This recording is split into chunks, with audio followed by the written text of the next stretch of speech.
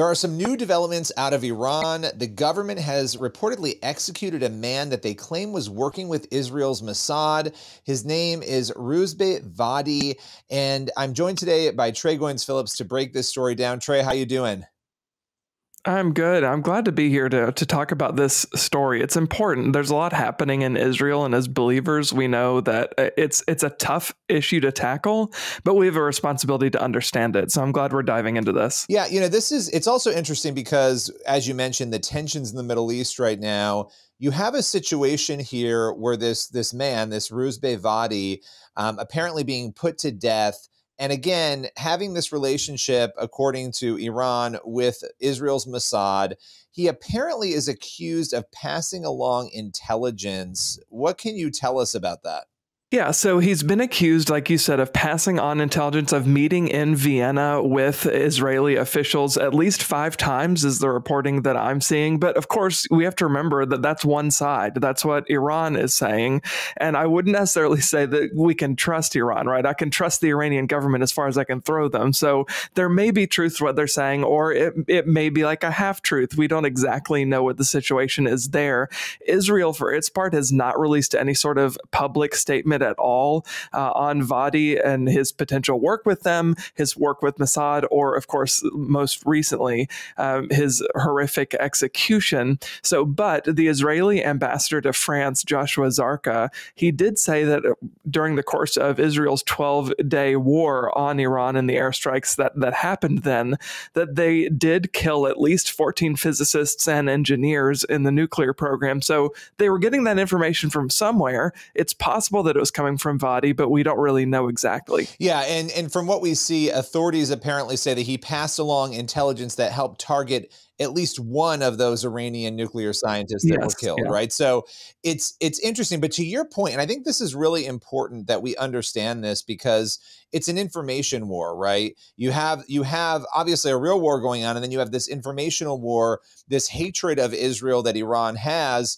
where if somebody's even accused of doing something, even if they didn't do it, they could lose their lives. And so we're going based, as you said, on one side of information that this man, met and provided this information, met with Mossad, provided this information, and that this particular scientist was then targeted and killed back in June by Israel as a result of that. It's interesting, too, that they apparently also put to death another man who was accused of plotting sabotage, and this man was apparently tied to ISIS. So there were 2 executions, but this issue of executions is not new, right? We've apparently seen a broader crackdown on this sort of thing.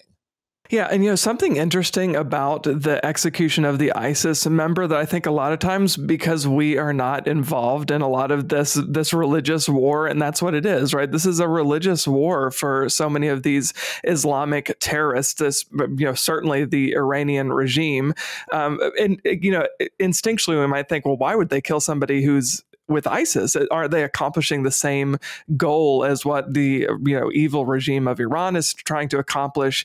But just to kind of give a really, really quick overview, Iran is Shiite Muslim, and they're a theocracy, and ISIS is Sunni. So that is the reason why they would execute an ISIS member, because they believe that they are heretics, right? And they deserve death. So that's why they were targeting them. It's just interesting, though, to see that juxtaposition, right? On the same day, they're executing an ISIS terrorist, and they're also executing someone who was allegedly spying for the government of Israel. Yeah, even within Islam, that split and the radical factions fighting against one another.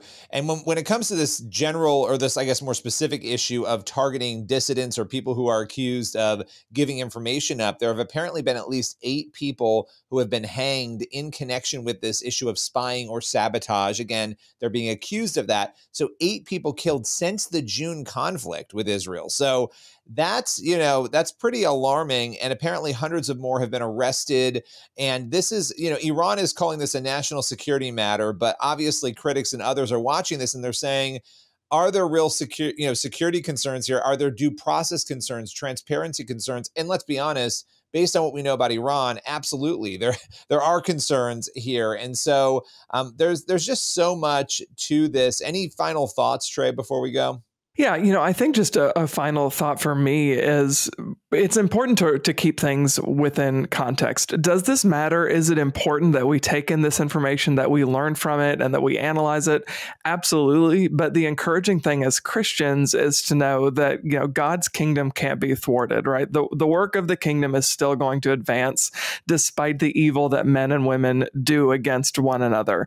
Certainly, we need to call these things out. We have a responsibility, a humanitarian responsibility, to stand up for those who are being abused and persecuted and executed in this instance. But we should be encouraged to know that God is still sovereign over all these things, that his will is still being carried out. But absolutely, I think the broader Western world, the free world, has a responsibility to condemn this kind of, it's just evil violence against other people, all for the sake of, we don't like you, right? It's we believe that we're justified in eliminating you because of your ethnicity and because of your beliefs. And that's just terrible. It's wrong. Yeah, and it's exactly the same ideology that drives Iran to want to go against the West, against America, against Israel. Yeah. The big Satan, the little Satan, these labels that have been slapped, upon, their foes. And we have to remember Ephesians 6, that there's a spiritual battle and it drives all these things. It's so easy to be very consumed with what's happening in front of us. That's material, but there's a spiritual element to this. And I think for me, the final thought I would have is just, we got to be praying for change of heart for Iran, for the leaders there, and praying for the people who are trapped living under this, right? We're talking about, yeah, absolutely. It's just horrific. We're talking about unimaginable horror and violence. Trey, appreciate you breaking it down with me today.